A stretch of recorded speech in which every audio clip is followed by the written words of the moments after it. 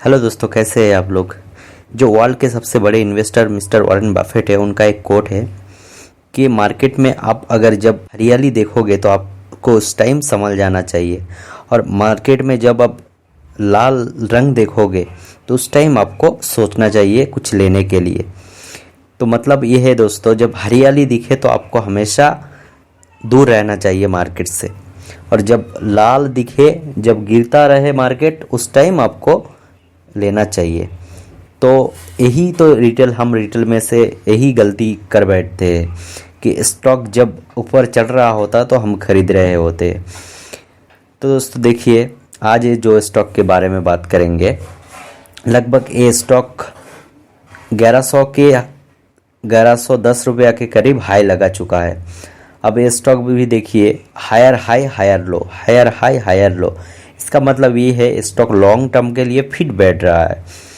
तो स्टॉक को आगे हम डिस्कस करेंगे। चलिए दोस्तों, तो स्टॉक के बारे में डिस्कस करते हैं। स्टॉक का नाम है आरती इंडस्ट्रीज। अभी लगभग ये स्टॉक आ चुका है 507 पर। तो इसका कारण क्या है? 1100 के स्टॉक 500 में आने का पीछे का वजह क्या है, चलिए समझते हैं। और सबसे पहली बात जो हमें जानना चाहिए, समझना चाहिए कि कंपनी करती क्या है। चलिए देखते हैं कंपनी आरती इंडस्ट्रीज करती क्या है।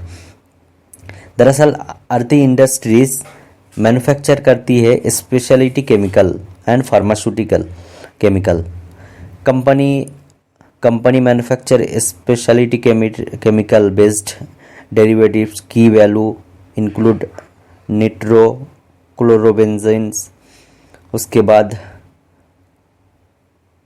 बाद यहाँ पे एसिड एंड मतलब जितने टाइप का स्पेशलिटी केमिकल एंड फार्मास्यूटिकल जो केमिकल होता है वो कंपनी मैन्युफैक्चरिंग करती है।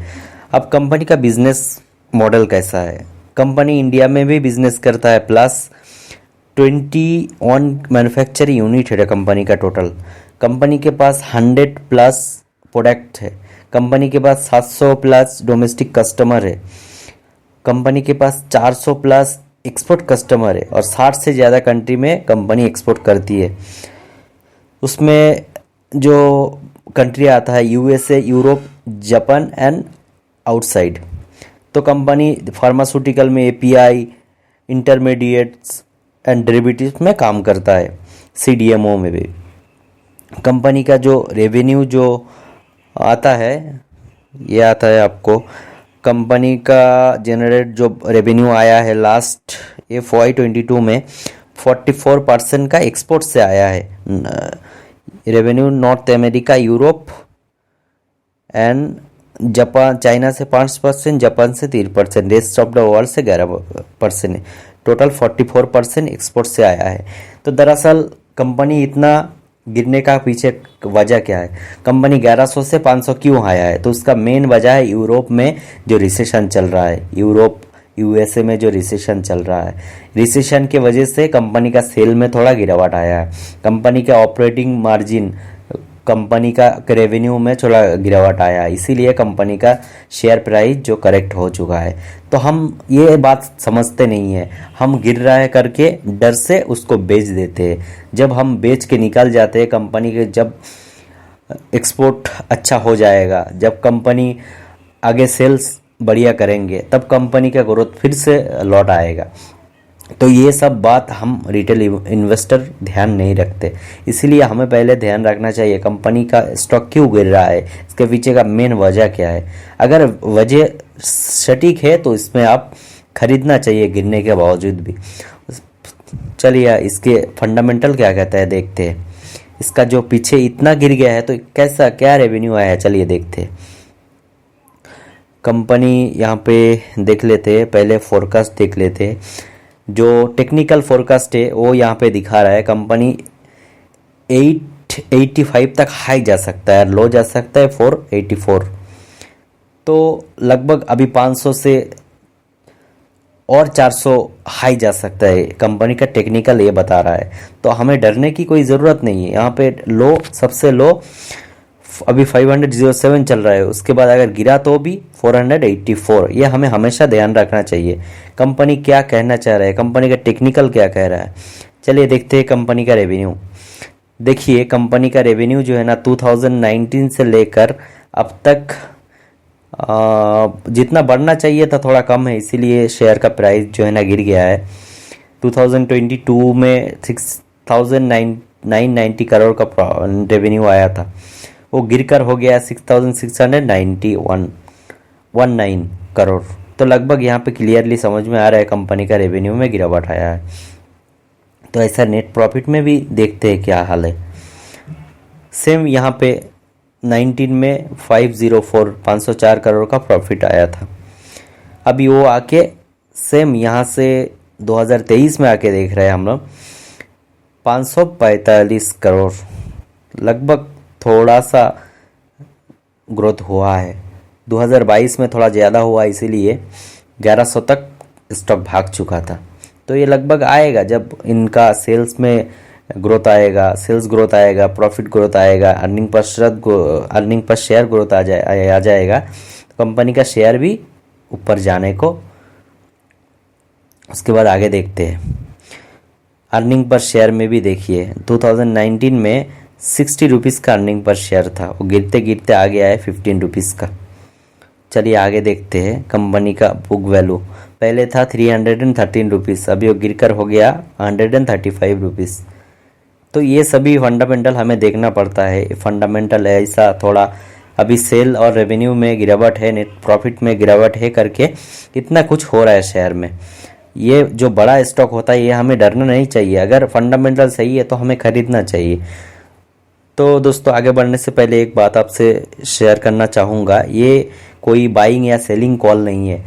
हम आपको एजुकेशनल पर्पस के लिए बताते हैं, उसके बाद आप अपना ज़रूर रिसर्च कीजिएगा, करने के बाद कोई भी शेयर में आप इन्वेस्ट कीजिएगा। चलिए आगे बढ़ते हैं। रिटर्न ऑन इक्विटी देखते हैं, ROE, वो भी 19 में था 1869, अभी आ गया है 11 में, लगभग बहुत कम हो गया है। उसके बाद डेट टू इक्विटी में देखते हैं, पहले 0.80 था, अभी 2023 में आके देख रहा हूँ 0.58। यहाँ पे क्लियरली दिखा जा रहा है कंपनी का जो डेट थे कंपनी ऑटोमेटिकली कम कर रहा है, तो ये कंपनी के लिए अच्छा सिग्नल होता है। चलिए आगे देखते हैं। कंपनी का जो पेट्रोस्की स्कोर है वो 4 है, लॉन्ग टर्म के लिए थोड़ा वीकनेस नज़र आ रहा है यहाँ पे। कंपनी का 3 साल का जो CAGR है, रेवेन्यू ग्रोथ है 16%, ऑपरेटिंग प्रॉफिट 3%, नेट प्रॉफिट 0.6%, बहुत ही कम है नेट प्रॉफिट मार्जिन यहाँ पे। तो ये बात हमेशा ध्यान रखना चाहिए, अगर बिजनेस करके प्रॉफिट नहीं आ रहा है तो कंपनी ज़्यादा दिन चलने वाला नहीं है। मगर ये सब बड़ा कंपनी है, अपना जो net profit margin, operating profit margin कभी भी ज़्यादा कर सकते हैं जब इनका सेल में ग्रोथ आएगा। इसका जो एक्सपोर्ट करने में जब इनको कंपनी को आसानी रहेगा, जब यूरोप का जो इन्फ्लेशन है वो ख़त्म हो जाएगा, तो ये ऑटोमेटिकली प्रॉब्लम सभी सॉल्व हो जाएगा। चलिए आगे देखते हैं कंपनी का जो शेयर होल्डिंग पैटर्न है वो क्या कहता है। जो प्रोमोटर के पास है कंपनी का, तो वो 44%। कंपनी का जो प्रोमोटर है उन्होंने थोड़ा सा सेल किया है, तो हमारे लिए ये रेड फ्लैग है, मगर माइनर सी है, तो इसमें उतना घबराने वाली बात नहीं है।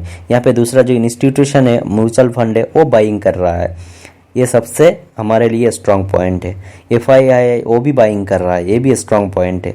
जो बड़े बड़े इन्वेस्टर होता है उनके पास सब नॉलेज होता है, सब इन्फॉर्मेशन होता है, उसके बाद जाके वो लोग इन्वेस्ट करता है। इसीलिए हमें रिटेल इन्वेस्टरों को घबराने वाली कोई बात नहीं है, क्योंकि हमारे पास इन्फॉर्मेशन नहीं है, उन लोगों के पास बहुत सारा इन्फॉर्मेशन रहता है, उनका ग्रोथ का प्लान उनको मालूम रहता है, तब जाके उनको खरीदने का मौका कंपनी में वो लेते हैं। चलिए आगे बढ़ते हैं। टेक्निकल रेटिंग में पूरी तरह से बेरिश दिखा रहा है, मतलब अभी शॉर्ट टर्म में बेरिश है। यहाँ पे देख सकते हैं मूविंग एवरेज 6, टेक्निकल इंडिकेटर भी अभी एवरेज है, तो ये लगभग बेरिश के तरफ इशारा कर रहा है। यहाँ पे चलिए देख लेते हैं पैटर्न।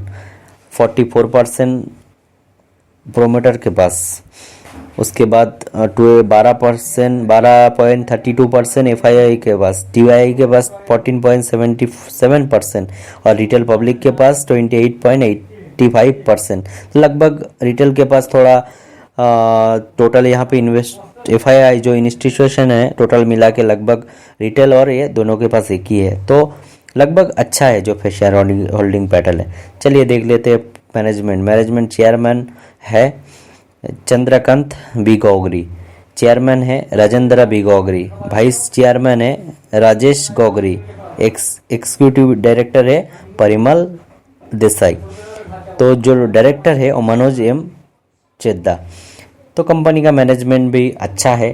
तो जो पहले बात आपको याद दिलाना चाहूँगा, तो कंपनी का इतना फंडामेंटल हमें देखना पड़ता है, उसके बाद आप जाके डिसाइड कर सकते हो कि ये कंपनी का जो प्रॉब्लम हो 3-4 महीने में, क्या 3-4 क्वार्टर में आगे जाके ख़त्म हो जाएगा। तो आप अपना रिसर्च करके अपना डिसीजन बना लीजिएगा।